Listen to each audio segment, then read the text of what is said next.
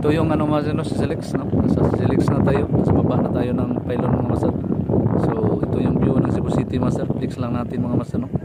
Ito yung view ng Cebu City. Ito yung Pier 1 mga master, no? Pier 1, Pier 2 at saka Pier 3, no? Pier 3 yan, Pier 6.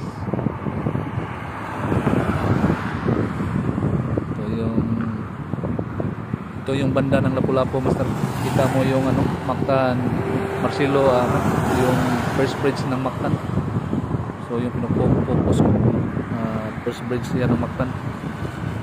Yan ano, first bridge ng Mactan, no? Mactan Mandawi Bridge yan mga master.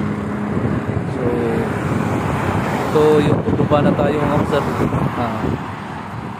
So palakad-lakad muna tayo para makakuha tayo ng view, no? Kasi natin yung view sa inyo. Maganda dito yung master, masarap yung hangin ngayon. Mainit lang siya, pero yung hangin masarap, no? So flex natin yung muli master, yung ano, yung Bandan Bay, yung Bandan Bay, yung Radisson Blu, at saka yung SMC side, Versailles, Robinson Galleria. So Robinson Galleria, no?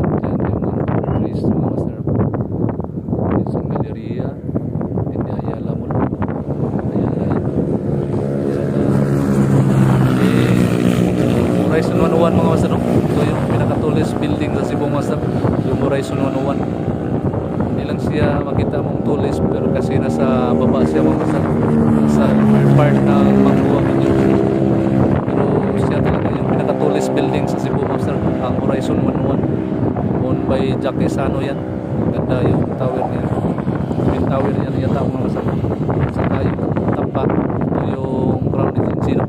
Yung Crown Regency nasa malapit lang yan siya sa ano master, Quintius Piña Rotunda.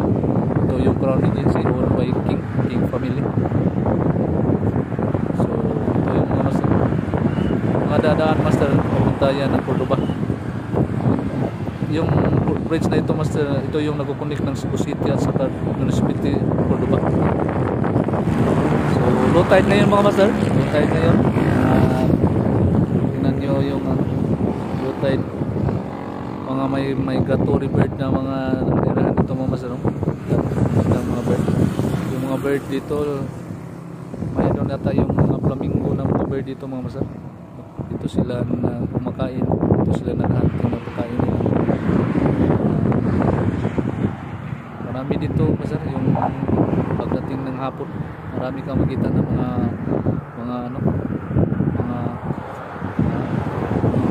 mga ibon na galing sa labas.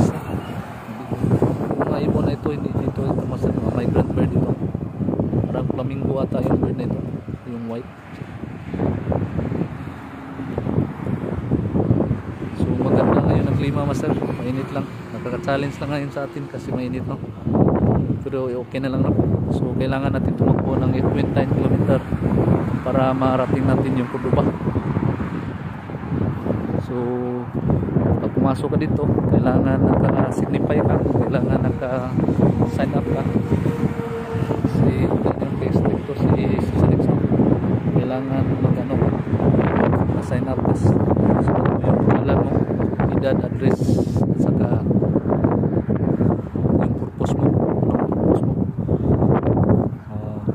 yan mga master. Ganda ng area mga master, ganda ng area. So ingat-ingat tayo sa ating pagbiyahe mga master, ingat-ingat tayo sa ating mga trabaho. Iwasan natin yung disgrasya. Mag-ride tayo, dandahan lang, dandahan pag turn left. Ayan, nasignal turn left tayo. Kung naka-turn right, nasignal turn right tayo. Kasi dyan ang disgrasya.